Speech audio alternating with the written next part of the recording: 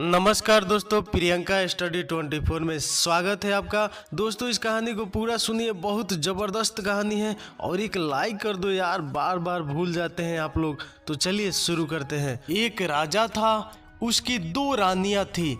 बड़ी रानी का एक और छोटी रानी के 3 पुत्र थे। राजा अपने चारों पुत्रों को बहुत मानता था, लेकिन बड़ी रानी का पुत्र अपने तीनों भाइयों की अपेक्षा अधिक सीधा, ईमानदार और सच्चे स्वभाव का था। इसीलिए उसके प्रति राजा का स्नेह कुछ विशेष था। तीनों भाई इसी कारण उससे ईर्ष्या करते थे। एक रात राजा ने एक अद्भुत स्वप्न देखा। स्वप्न में उसने एक पेड़ को विचित्र ढंग से उगते, बढ़ते और बड़े पेड़ का आकार लेते देखा। पेड़ की जड़ और उसका तना चांदी के थे, सारी शाखाएं सोने की थी, सारे पत्ते हीरो से जड़े थे और फलों की जगह मोतियों के गुच्छे लटक रहे थे। पेड़ पर एक सुंदर तोता बैठा था। तोता जब प्रसन्न होता तो पेड़ खिलखिला रहता था। तोते के उदास होते ही पेड़ भी मुरझा जाता। राजा को उस पेड़ ने कुछ इस तरह से आकृष्ट कर लिया कि अगले दिन प्रातः काल उसने अपने चारों पुत्रों को बुलवाया और उस अद्भुत लुभावने वृक्ष के विषय में बताते हुए कहा, तुम में से जो राजकुमार वैसा वृक्ष ला सकेगा उसे मैं अपना उत्तराधिकारी बनाऊंगा। इस काम के लिए उसने राजकुमारों को 2 वर्ष का समय दिया। छोटी रानी के तीनों राजकुमारों ने राजा से बहुत सारा धन लिया और वृक्ष की खोज में निकल पड़े। चलते चलते उन्हें एक ऐसा नगर मिला जहां सोने चांदी का काम करने वाले बहुत सारे कारीगर रहते थे। वे तीनों वहीं ठहर गए और कारीगरों से सोने चांदी का पेड़ बनवाने में लग गए। पिता से कुछ पैसे लेकर बड़ा राजकुमार भी भाइयों के पीछे पीछे आ रहा था। तीनों राजकुमारों ने मौका देखकर उसे कुएं में ढकेल दिया। संजोगवश एक चरवाहा पानी पीने के लिए वहां रुका। उसने कुएं में रस्सी डालकर राजकुमार को निकाला। राजकुमार ने उसका धन्यवाद किया और अपने भाइयों की करतूत बताई। उसने अपने पिता के विचित्र स्वप्न के विषय में भी बताया। चरवाहे को राजकुमार से सहानुभूति हो रही थी। उसने बताया, यहाँ से कुछ दूर आगे एक जंगल है, वहाँ एक साधु 6 महीने से समाधि में लीन है। उनकी समाधि अब टूटने वाली है। तुम उनके पास जाओ, शायद वे उस पेड़ के विषय में कुछ बता सके। कुछ दिनों तक चलने के बाद राजकुमार जंगल में साधु के पास पहुंचा। बहुत दिनों में समाधि में लीन रहने के कारण उनके चारों ओर घास फूस का जंगल बन गया था। राजकुमार ने चारों ओर साफ सफाई की और प्रतीक्षा करने लगा। साधु की समाधि टूटी। वे राजकुमार की सेवा से बहुत प्रसन्न हुए और उसे एक वरदान मांगने के लिए कहा। राजकुमार ने सोने चांदी वाले वृक्ष की मांग कर दी। साधु लज्जित होते हुए बोले, यह तो मेरे बस में नहीं है।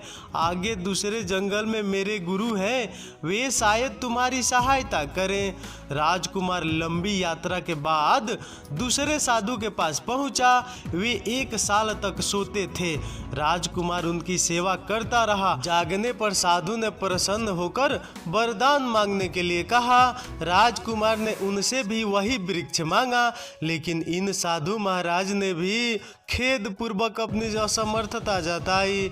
राजकुमार उदास हो गया। साधु ने उसे ढाढ़स देते हुए कहा, आगे के जंगल में मेरे गुरु है, उनमें दैवी शक्ति है, वे अवश्य तुम्हारी मदद करेंगे, तुम उनके पास चले जाओ। राजकुमार आगे बढ़ा। घनघोर जंगल में भटकते भटकते अंततः उसे दूसरे साधु महाराज भी मिल गए। वे भी राजकुमार की मनोकामना पूरी नहीं कर पाए, लेकिन उन्होंने उसे उसे तरकीब बताई। सामने के मंदिर की तरफ इशारा करते हुए उन्होंने कहा, उस मंदिर के देवता की पूजा करो, देवता प्रसन्न होकर तुम्हें एक मणि देंगे, वह मणि तुम्हें पाताल लोक ले जाएगी, वहाँ ढेर सारी परियां रहती है, वे ही तुम्हारी मनोकामना पूरी कर सकती है। राजकुमार ने वैसा ही किया और उसे मणि मिल गई। मणि के सहारे वह पाताल लोक पहुंच गया। देवता की मणि देखते ही प्रहरियों ने द्वार खोल दिए। उस दिव्य लोक में कई परियां थी जिनके अलग अलग महल थे। पहला महल चांदी परी का था, वहाँ सब कुछ चांदी का बना था। एक बड़े कमरे में चांदी परी सिंहासन पर बैठी थी। उसने राजकुमार का स्वागत किया और बोली, मैं तुम्हारी ही प्रतीक्षा कर रही थी। राजकुमार ने आश्चर्य से कहा, मैं तो अपने पिता की इच्छा पूरी करने के लिए यहाँ तक आया हूँ, तुम्हें तो मैं जानता भी नहीं, अपनी कुछ विशेषता बताओ। चांदी परी ने कहा, मैं जब चाहूँ चांदी की जड़ और चांदी के तने वाला पेड़ बना सकती हूँ। उसने पलक झपकते ही वैसा पेड़ बनाकर दिखा दिया। राजकुमार ने चांदी परी से कहा, तुम मेरी प्रतीक्षा करो, मैं बाकी परियों के महल भी देखना चाहता हूँ। आगे बढ़ने पर राजकुमार ने एक सोने का महल देखा। वह सोना परी का महल था। प्रहरी ने उसे सोना परी के पास पहुंचा दिया। सोना परी ने भी चांदी परी जैसी ही बात कही। उसका विशेष गुण यह था कि जब चांदी परी पेड़ की जड़ और तना बना देती तब सोना परी उसे सोने की डालियों से सजा देती थी। राजकुमार के विस्मय का ठिकाना नहीं रहा। सोना परी से आज्ञा लेकर वह आगे बढ़ा तो उसे हीरा परी और फिर मोती परी के महल मिले। वह बारी बारी दोनों परियों से मिला। जब चांदी परी और सोना परी पेड़ की जड़, तना और डालियां बना लेती तब हरी परी हीरे के पत्तों से डालियां को सजा देती थी और फिर मोती परी मोतियों के फलों से डालियां भर देती थी। अंत में राजकुमार तोता परी के महल में पहुंचा। तोता परी की विशेषता यह थी कि जब चांदी, सोने, हीरे और मोती से बना पेड़ तैयार हो जाता तब वह एक सुंदर तोता बनकर पेड़ पर बैठा देती थी। जब तोता प्रसन्न रहता तब पेड़ सुंदर खिलखिला रहता। तोते के उदास होते ही पेड़ भी मुरझाने लगता था। राजकुमार को अपनी मनोकामना पूरी होती लगी। वह सभी परियों को साथ लेकर मणि के सहारे पृथ्वी लोक पर वापस आ गया। राजकुमार ने मंदिर में देवता की मणि उन्हें लौटा दी और साधु महाराज को धन्यवाद देने गया। उसकी सफलता से साधु महाराज बहुत प्रसन्न हुए। उन्होंने राजकुमार को एक लाठी और एक रस्सी दी जिससे जरूरत पड़ने पर वह रास्ते में परियों सहित अपनी भी रक्षा कर सके। साधु ने बताया कि लाठी और रस्सी की शक्ति से वह जब चाहे किसी को भी अपने पास बुला सकता था। वहां से आगे वह दूसरे साधु को भी धन्यवाद देने के लिए रुका। साधु उसकी प्रीति भक्ति से बहुत प्रभावित हुए और प्रसन्न होकर उसे एक विशेष कटोरा दिया जिससे वह अपनी इच्छा अनुसार हजारों लोगों को स्वादिष्ट भोजन करा सकता था। अब पहले वाले साधु के पास जाना बाकी था। उनके पास पहुंचकर जब राजकुमार ने सारी बातें बताई तो साधु को विश्वास नहीं हुआ। उन्होंने सोना चांदी का बना पेड़ देखने की इच्छा जताई। राजकुमार के परियों से कहने भर की देर थी और पेड़ बनकर तैयार हो गया था। साधु की आंखें चकाचौंध हो गई। उनके मन में लालच उत्पन्न हो गया। उन्होंने राजकुमार को आज्ञा दी, सभी परियों को यहीं छोड़कर तुम यहाँ से चले जाओ। राजकुमार को विवश होकर उनकी आज्ञा माननी पड़ी। कुछ दूर जाते ही अचानक उसे रस्सी और लाठी की याद आ गई। उसने दोनों से कहा, सभी परियों को साधु से छीन कर ले आओ। कुछ ही पल में सभी परियां राजकुमार के सामने थी। राजा ने वृक्ष लाने के लिए राजकुमार को 2 वर्ष का समय दिया था। वह समय भी जल्द ही पूरा होने वाला था। राजकुमार जल्दी जल्दी आगे बढ़ा। संजोगवश रास्ते में उसे उसके तीनों भाई मिल गए। वे सोना, सोना चांदी का पेड़ बनवाकर राजमहल को वापस लौट रहे थे। उन्होंने चालाकी से राजकुमार से सारी बातें जान ली। उनकी नीयत फिर खराब हो गई। चलते चलते उन्हें रास्ते में वही कुआं मिला। उन्होंने धोखे से राजकुमार को उसमें धकेल दिया। अगले दिन तीनों भाई परियों को लेकर दरबार में आए।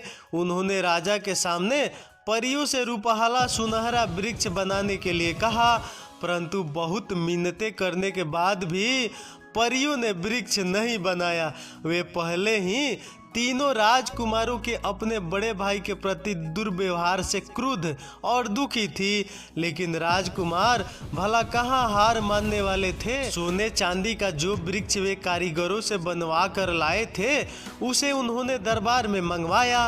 राजा ने उसे देखा लेकिन संतुष्ट नहीं हुए। उसने कहा, मैंने तो पेड़ को बनते हुए देखा था, बना बनाया नहीं, और फिर इस पर तो तोता भी नहीं है। उचित यही होगा कि हम बड़े राजकुमार के भी आने की प्रतीक्षा कर लें। उधर कुएं में गिरे राजकुमार को एक बार फिर उसी चरवाहे ने बचा लिया।